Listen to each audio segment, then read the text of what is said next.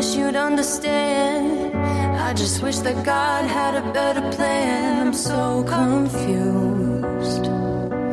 I need a redo.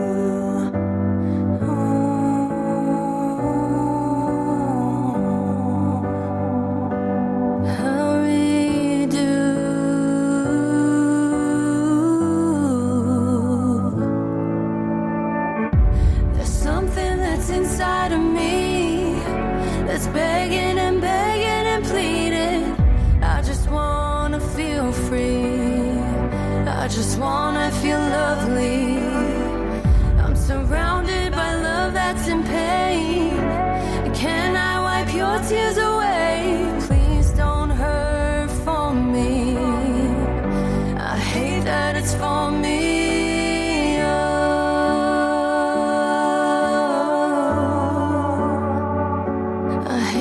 It's for me. Hi, welcome to the MS Michigan Man 64 podcast. Thank you to Amber K for that amazing introduction into the show. Amber K is warrior number 2. She is a singer-songwriter that wrote I Hate That It's For Me. Please check out her episode. Me and Amber have teamed up just to try to help people understand what it's like living with a chronic disease and how you have to keep on fighting the fight every day. My name is Brian. I am the MS Michigan Man 64.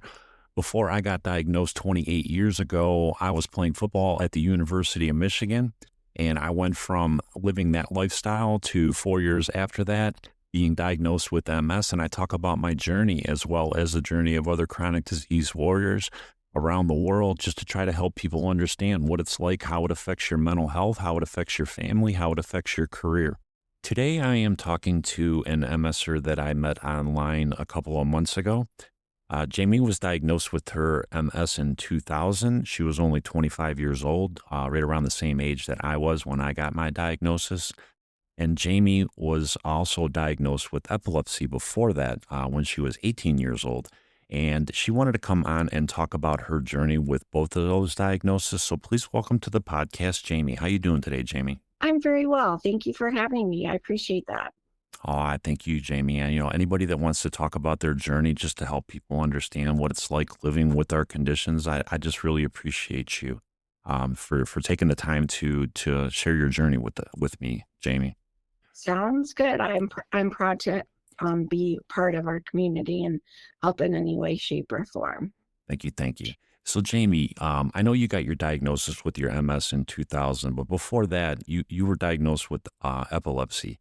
Can you kind of take us through that path on where you were at when you were 18 years old that caused your parents to take you to the doctor and to get that diagnosis? What kind of symptoms were you having, and what was going on with your body back then? Well, I had my first seizure the day after I graduated from high school. And that's kind of the way a lot of people find out, is they have a seizure. And I had a big one and ended up in the hospital. Didn't hurt myself, but it was kind of trial by fire that there it was. I had thought about telling you earlier, I'm sorry, that because I was diagnosed in 1994, and where I lived, there wasn't very many doctors. So the one that I saw was like the only neurologist in probably a tri-county area, not joking. Mm-hmm. And he just told me, like, this is your life now. You will take this medicine. I knew no better. And so I did. And it was, so all through college, only had 2 seizures when I forgot my medicine. And then once I graduated, I went straight into a job that I worked a lot, more than our generation now would understand. But I would have days where I would stay overnight. It was just the nature of the beast. Yeah. But about, I want to say I was there for like 2.5 years. And I started to really kind of be more tired, and I wasn't able to hang as far as, not even with my friends, but just in general. I felt more fatigued. And I thought to myself, I'm 24 years old. I shouldn't feel like this. Yeah. And then I had told my old company, I'm like, I can't do this. I know it's bad for my body. And so I had only worked at the new company when I found out that I had MS like 2 months. Oh, wow. So that the stress of all of that stuff, I don't know if that made it happen, but I don't think it hurt. Do you know what I mean? Like it might have been the final instigator for my MS to come out, because I did move in. I just moved in with my husband. He was my fiance at the time. Hmm. And there was just a lot of changes. Yeah. So, It's really interesting, Jamie, because I was right around that time period. I was 25, 26 years old. And where I was at in my life, I was going through planning a wedding. I was just getting engaged and I was going through that stress. And if you go back to when I was 23 years old, I was actually in a car accident back then where my head went through a windshield and I had to go into the ER and they did MRIs and they, make sure my head was all right. And I had a doctor that came into my the room when I was 23, and he said, you're okay for a concussion, but you might want to follow up with a neuro because there's signs of that we see signs of MS on your MRI. I didn't understand what he was saying. I kind of ignored it because I was 23 years old. I had just gotten done playing football at the University of Michigan. I felt fine, so I ignored him. But then you fast forward to when I started planning that wedding and I was engaged and that stress and all that. I think that's what triggered my MS, because then I got diagnosed 5 years later, 4 or 5 years later in 97. well, like I said, I do think that might have been the instigator. And like I said, I didn't really know. And this rando doctor's assistant told me that I was about the age and my hormone levels, because for women, there are more women that have MS than men. And so, like, some of the ways that we experience some things can have, I feel like, more to do with our hormones. Hmm. Anytime I've had, when you're 18, you enter a process where your body's like, okay, we're supposed to, maybe start thinking about children. So your hormones change then. Hmm. Then when you actually, after you have a child. So all of these things I think were precursors Yeah. whenever it had big issues. So, right, I was 25 when I was diagnosed, Hmm. and that was officially 2 days before Christmas. So I can't help but whenever Christmas time comes, get a little sad I because of understand that. that. So, I understand that. yeah, yeah. So my MS, for the most part, it took me a few years to find a doctor. Now, again, I can't help going back to the fact that there wasn't a good way to search for a doctor, right? At the time that we were diagnosed, it just, for me, it was a lot of word of mouth, asking my general practitioners. And it took me probably 7 or 8 years after I was diagnosed to find a good doctor. And, I'm sure it takes people even longer for their journeys, Yeah, but that's once I can, a journey in itself sometimes, Jamie. I mean, some of the stories that I hear, after a person gets even like when I went through my diagnosis, the first doctor that I went to see, I mean, he kind of like spun me around and he wanted to do the spinal tap. And I walked away from him. And then 10 months later, I found the neuro that actually diagnosed me. And, he looks at the exact same MRI that the neuro 10 months earlier looked at. And he looks at me and says, you got MS. And I'm like, well, why was it so hard for this guy before you to diagnose me? He wouldn't diagnose me. You got to find that doctor that'll listen to you and give you answers to what you're trying to figure out. and I also have felt through this journey, it's my MS doctors, their guidance really helped more than if I went to like a plain neurologist, them actually telling me, no, you're not having kids anymore because it's bad for your brain. And I know that is a general statement, but sometimes we need our doctors to just, tell us straight away.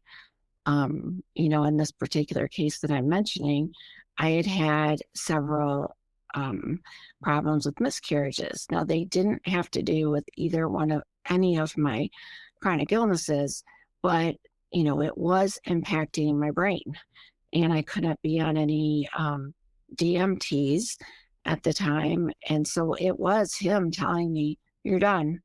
And that's when we adopted our second child. But like I said, I don't, maybe we would have kept trying. I don't know. And every time it was really hard on my body.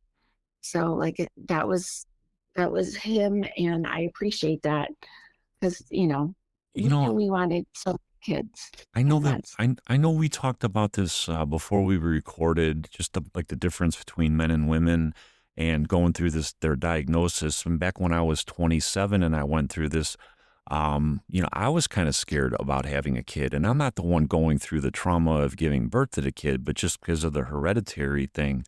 And that is such a hard decision. I mean, it was a hard decision for me being a guy. I can't even imagine what it's like for a female, just because that trauma could have a bad effect on your body and it could have a bad effect on your MS. And I bow to any woman that gives birth to a child with this disease. And I mean, but it's a hard choice. It's a mental choice. You gotta do what's right for you, and you got to be comfortable with your decision. And I mean, I had two kids, and I'm so happy I did. I can't imagine not having my kids. But I understand women that are afraid of that. It's a scary thing, going through that trauma and just hoping that it's not going to affect your MS. and that is true. And it is one of the things where it's different for everybody. I got pregnant right away after we got married, and it was one of the best 9 months I've ever had for all of my things. Mhm. I do think that something where they say like your body knows like there's something in here, we better behave ourselves. Which that meant a lot to me because I knew I felt comfortable, like I wasn't as worried because I was having such a good pregnancy with my first daughter. And I had talked to all of my neurologists, et cetera, and said, what are the chances do you think if I had a child that any of these things would be passed along? And it was so infinitesimal that I thought, I want to see. And so that's kind of where the journey went. And my husband really wanted kids too. He said, we'll face whatever happens. And, so Yeah. our first daughter is awesome. Any of the idiosyncrasies that she has aren't because of me. She didn't get any of those diagnoses. So Yeah. I'm happy So when you for got your her. when you got your diagnosis in 2000 at MS, how did you understand multiple sclerosis? At 27, I really didn't have a clue. When I first was told I had MS, my first thought was I'm screwed because that's what I thought MS. You're going to be in a wheelchair. How did you understand the disease when you got that diagnosis at 25, Jamie? I was diagnosed in 2000. I did not know a whole lot. There wasn't a lot of frame of reference for me. And it was like oh my goodness, I had the only people that I knew that had multiple sclerosis were not in a good way. And that shouldn't be the stigma of it, but that's what I knew. I credit my husband for doing a lot of research to help calm me because I don't know, like you said, it just wasn't something that we had a lot of ability to do research as far as I felt. And I didn't also understand just the amount of difficulty there would be to acclimate myself and understand the disease. Yeah, I understand that. So what kind of path, I got to ask you this about the epilepsy. I talk about your medications, like did they get you on a DMT with your MS, but what kind of medications do they put you on to help you control the seizures that you're having with the epilepsy? I was diagnosed with epilepsy in 1998, so several years before my multiple sclerosis diagnosis. At the time, I didn't know I was refractory or medication resistant to epilepsy. So they start you on medication like they would for any diagnoses. And then over time, as of right now, I have been on 21 different medications. Oh my gosh. Yeah, so that is a challenge. Also, when I was on Tysabri, my epilepsy doctor was just sure it was Tysabri that was messing me up. I don't know whether or not, but that DMT I thought was improving my life, and there was no way it was going to be subtracted. Currently for epilepsy, I'm on 4 regular medications, and then I do have a rescue med. Gotcha. So that, And then I know that we had a really cool conversation because I have a friend that actually was diagnosed with epilepsy, and they had seizures. And there's all kind of different seizures. And when I worked in the prison, I got real familiar with people that had grand mal seizures, the ones where people are shaking.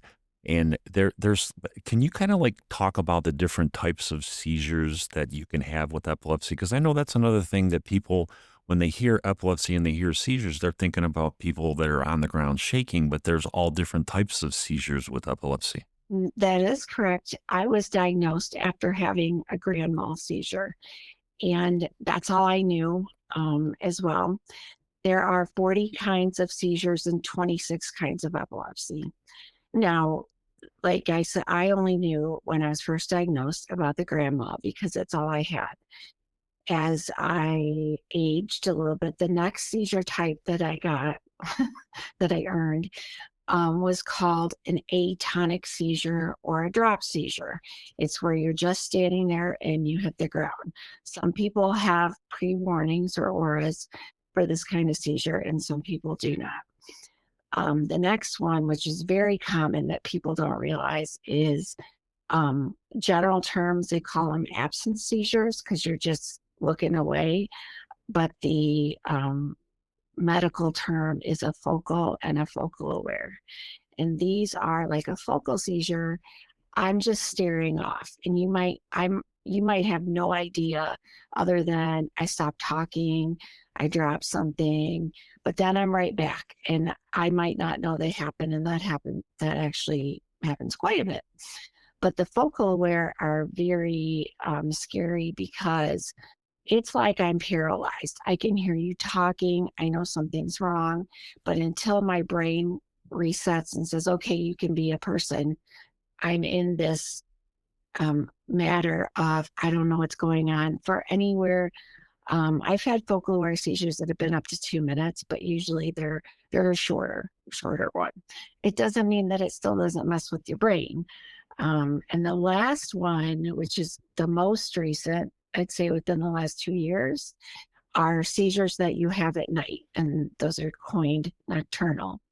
They're different for everybody. Now, I always have had a lot of electric, the impulses that go through my brain at night.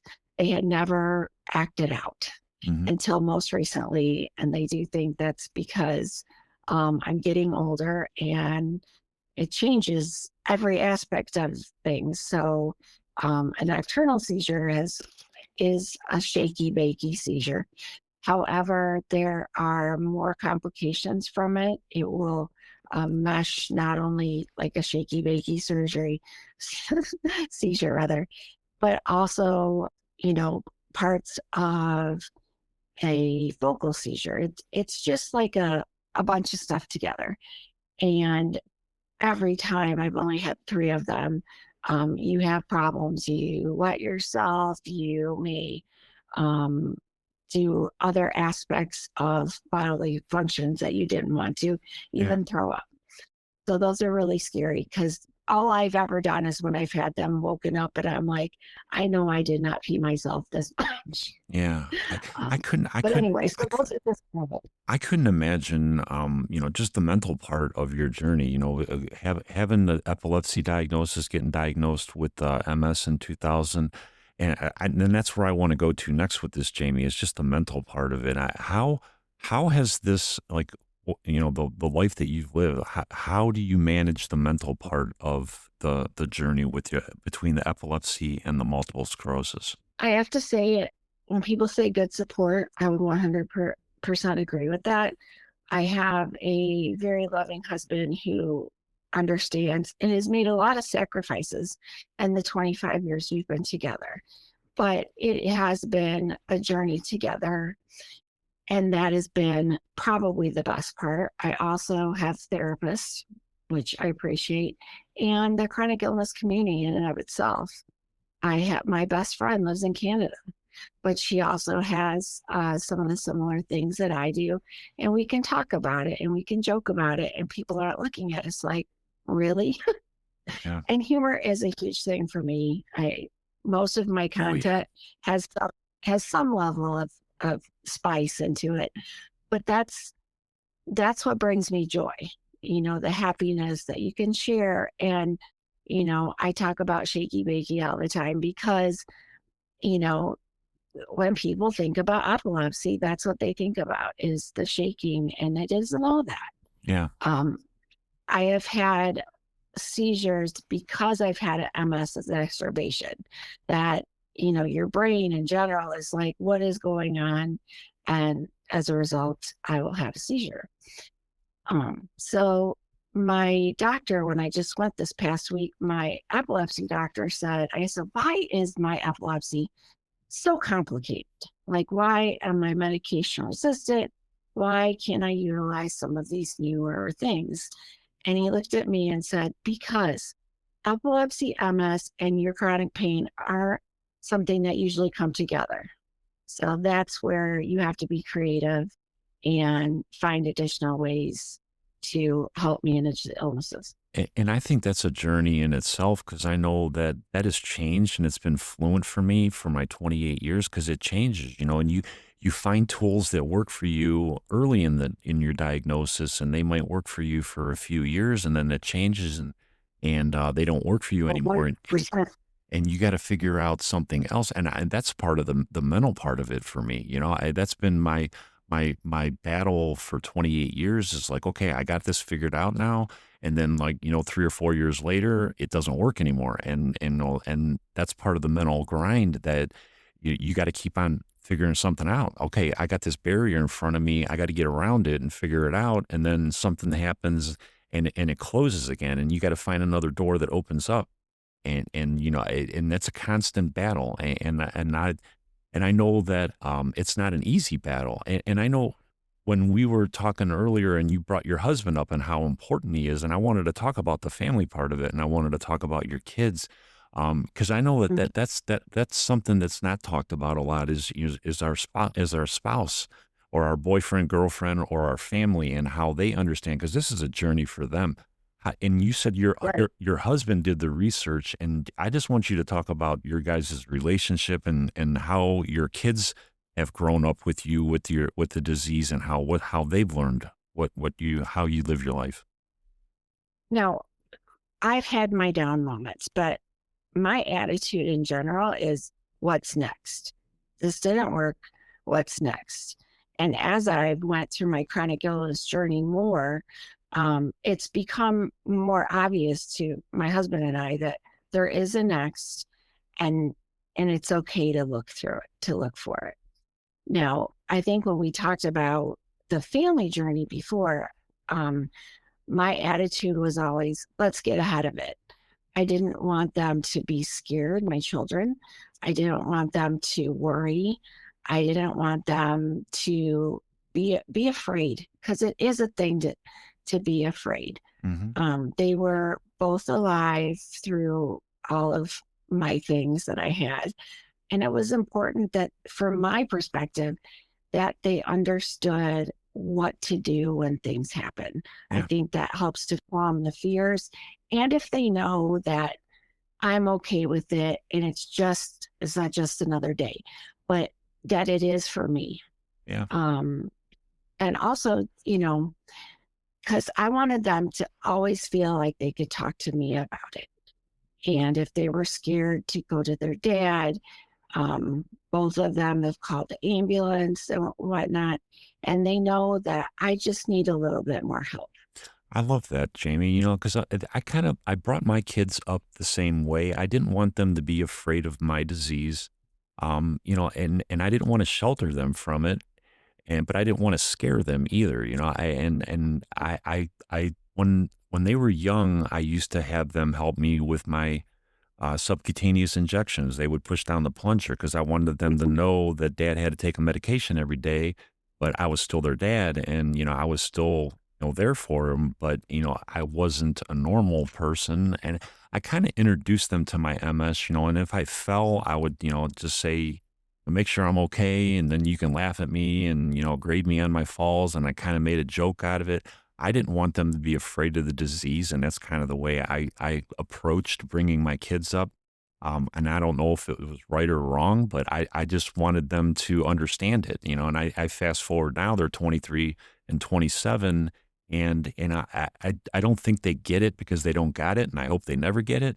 But they, at least they understand that dad has issues, and they understand that dad struggles, and dad's going to be okay, and they understand that dad might need help every now and then. Yeah. Um, what I'll say too about, part of having your children in there, and you mentioned medication and that you would let them help as part of that. Now, that's something I think the kids understand as well, because when you have epilepsy, you are constantly changing medications. You're adding some, you're changing the amounts. You might be titrating up, titrating down. And so they knew about medicine, like from the get-go. They had a favorite pharmacist, just like I did. They knew that this was going to be a big part of my life. And then when I would get my infusions, I had to go downtown to the city, and there was a lot for them to look at and see. They got to go have, lunch at the cafeteria, and just, it took away from it being scary. Yeah. More like, this is just part of, mom's stuff. Yeah. Yeah. And like I said, they could ask me questions. As far as from a family perspective too, I want to ask you maybe too, how you feel about this, but it was my children's interactions with their friends, because they didn't want them to be scared. They wanted them to know that it was normal. It was our normal. And, the things that people would say back, they can't control. And, the kids are 10. They don't know what it is. Right. And, so my child is doing their best at 10 years old to try to explain what might happen. Exactly. And or how I am right now. Like, maybe I can't lift my arms. Right. That's not a big deal.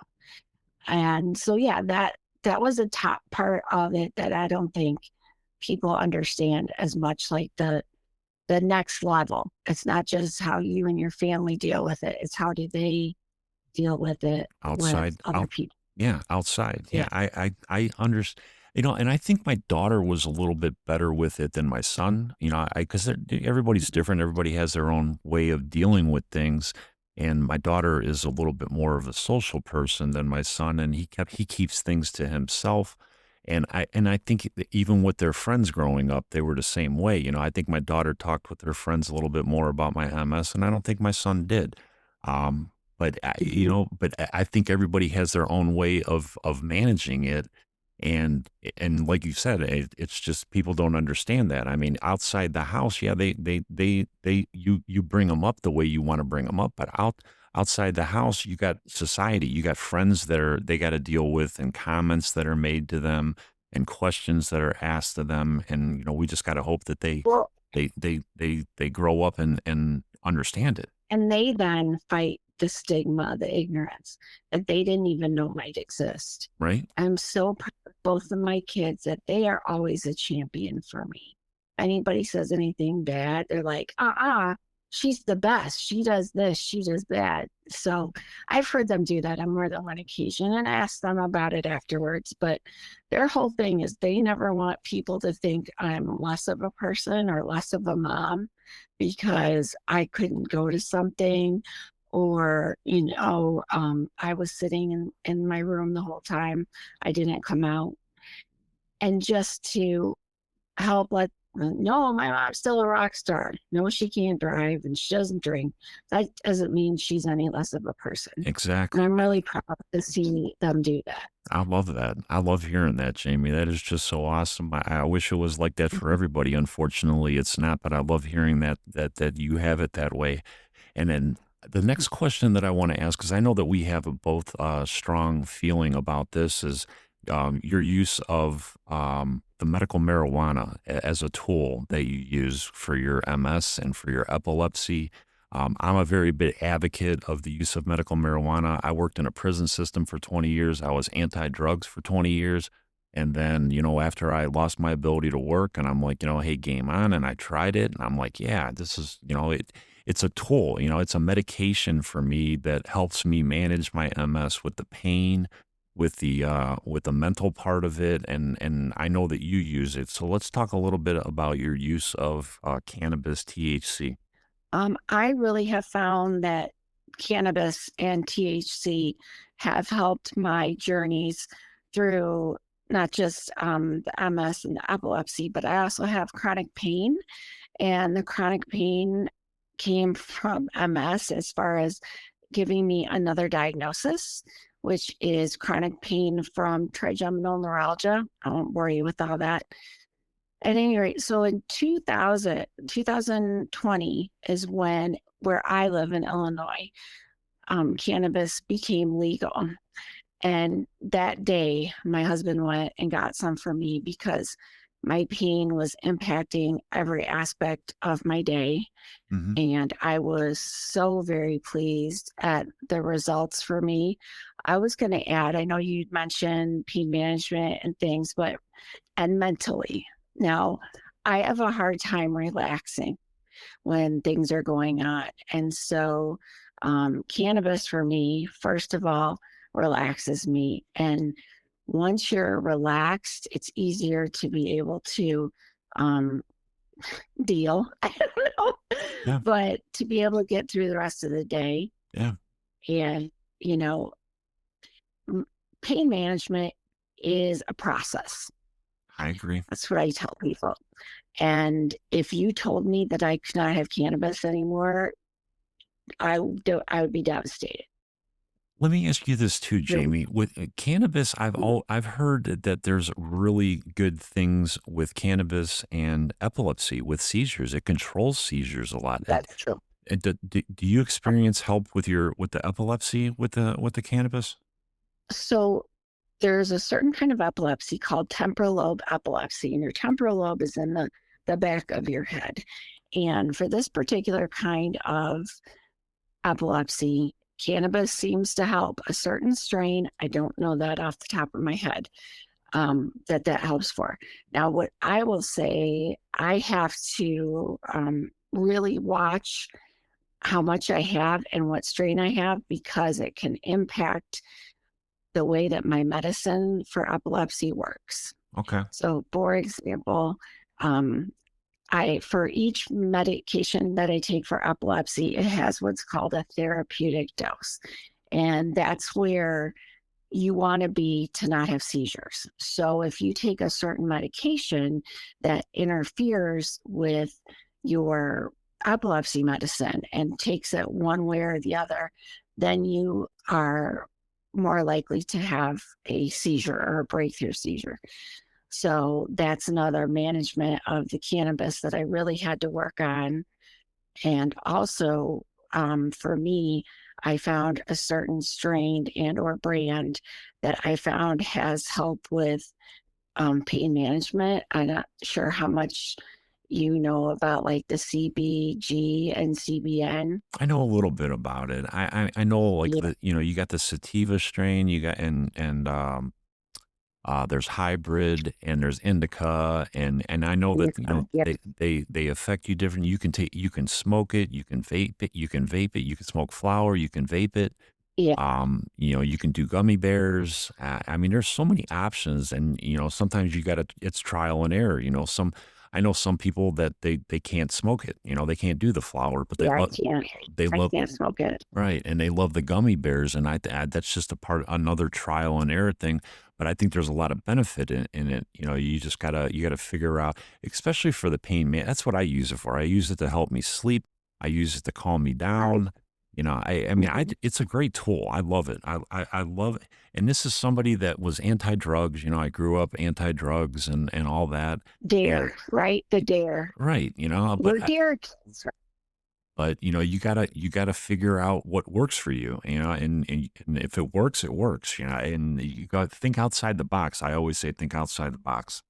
And it really has been good for me. Another thing I think, and I'm sure you agree with this, is the amount. So like I have a gummy and I don't always have the whole one. So I might let's have a half and then the other half to really help manage the pain. And gummies only last for so long. So maybe this is a 5-hour gummy. And then when I take the next one, I'm able to manage my pain, hopefully through the night. Yeah. And so it is, like you say, it is a management thing. And if you told me that you were going to take it away, I'm not sure what I would do for pain management. And it would definitely give me problems if something happened and I wasn't able to use that anymore to help me. I'd have problems because it's a very important part of how I deal with this disease.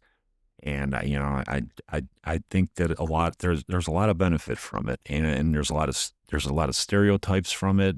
But I think it's getting a lot more out there that there are benefits to it, and people are opening up.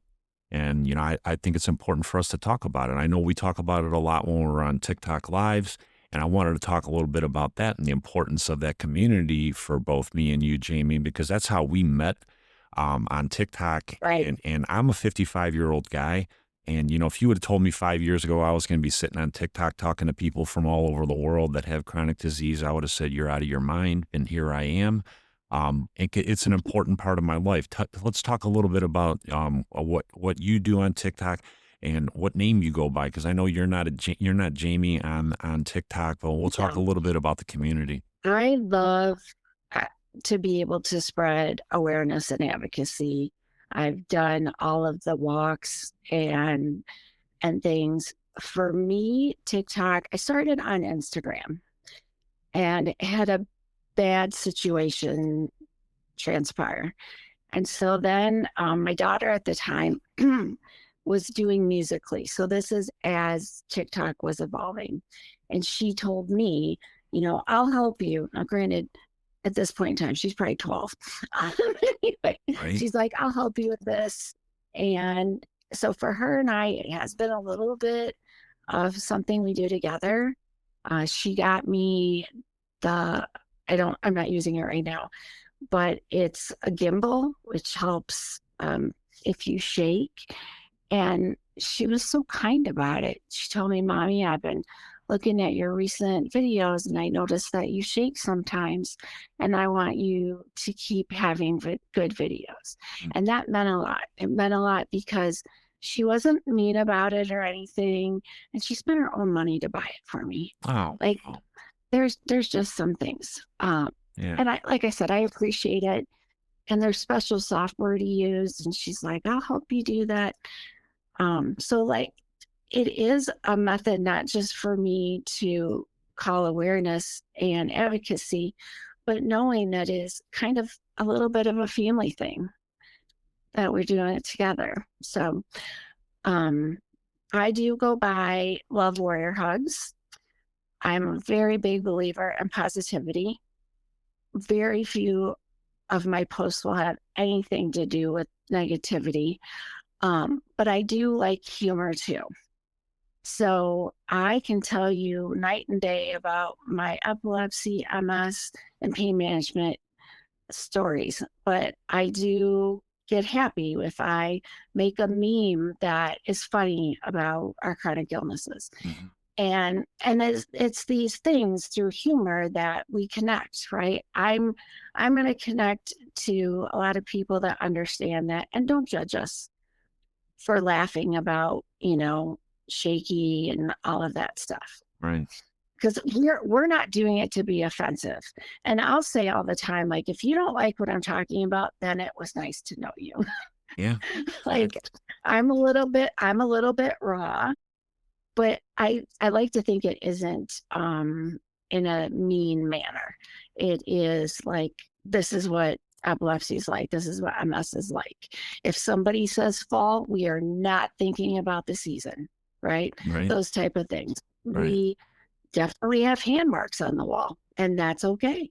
Yeah, we Like break it. those types of things. And even we Yeah, talked, that and we talked about a little bit about this before we recorded, and we break things all the time too. I think we went through a list of things yeah, that we've broken in our lifetime. and where we've hurt ourselves. And yeah. Mhm. Yeah, bumps and bruises and cuts and scrapes and it's just you got to figure out a way to cope with this, and whether it's through humor or finding art or finding writing or just photography, you got to figure out something to cope with this, because this disease sucks.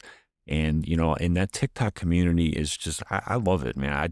There's so many awesome people that I've met, whether they're from the United States or from over in the UK, or Canada or wherever. I mean, we all have this disease. We all understand each other, and it's just an awesome community to connect with people, especially when you're scared, when you're young in this disease, and you don't know where to go and you don't know answers, and you're scared. Those are the people that I really love connecting with, and just to let them know that they're going to be okay. And that's what I love about They're not alone, right, right? They're not alone.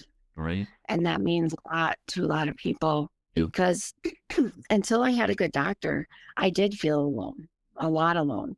Even though my husband was there for me, he didn't have MS though. Right. He knew what he saw, but wasn't actually experiencing that. And that's where, when we have our TikTok lives and our follow-up discussions, there is that ability to really connect on a singular basis. Like when I had my child in this, maybe I would tell them, I think you should always make sure you have a high risk doctor. So things that I'm not, being like, you have to do this, but maybe it's what I did. And even just that little bit of knowledge, they can take away and go, okay, well, I'll follow up with her if I need to. And I love all the friends that I have met. Not everybody is everybody's cup of tea, but I Yeah. really feel like we would support anybody. I agree with that. And that's important. Yeah, Mhm. it is. It's very important. I mean, TikTok's just like real life. You're gonna have people that you like their personality, you don't like their personality, but the one commonality we all have is that we have this chronic disease, and we're just trying to make it through life, and we bounce off each other and we pick each other up, and that's what I love about the community, and I really appreciate everything that you're about, Jamie. And if you would want to tell anybody anything that's out there listening that might be in a similar situation as you, they might have multiple diagnoses that they're dealing with, what would your message be for them to just keep on fighting the fight? I would say to be prepared for evolution of the illnesses, how they interact with one another, as well as some steps that you could take that could make the process easier. For example, doctors that communicate with each other. So I see my doctors at the same hospital, and they're in the same general area. They are specialists, but they have the opportunity to, converse with one another, which I think if you've had multiple chronic illnesses, that's a really big deal. I agree with that. I agree with that 100%, Jamie. And again, Jamie, I really want to thank you for just coming on and sharing your journey with me. I know your voice is struggling now, so I'm not going to ask you to talk that much more. But I love everything that you're about. I love being in lives with you, and just having conversations with you, and just helping people that are dealing with this disease, and just being there for people. You're an awesome lady. I love everything that you're about. I love what your family's about, your husband's about, your kids are about. You're very inspirational on how to keep on fighting this disease, and I really want to thank you. But I appreciate it as well. And the more that we can tell people that they can relate to, really moves our entire chronic illness universe forward. Every person that we can talk to and build a relationship with, I really think that it does. That helps us. I agree with you, Jamie. I agree. All right. If you want to follow Jamie on TikTok, I'll put her screen name in the description. Love Warrior Hugs. If you want to follow me on TikTok, you can find me MS Michigan Man 64. You can also find me on Instagram, MS Michigan Man 64, and I'm on Facebook, Brian Wallace out of Brunswick, Ohio. Share it out. We want to be understood. The best way to be understood is to listen to us talk. Until the next episode, this is the MS Michigan Man 64. I am out.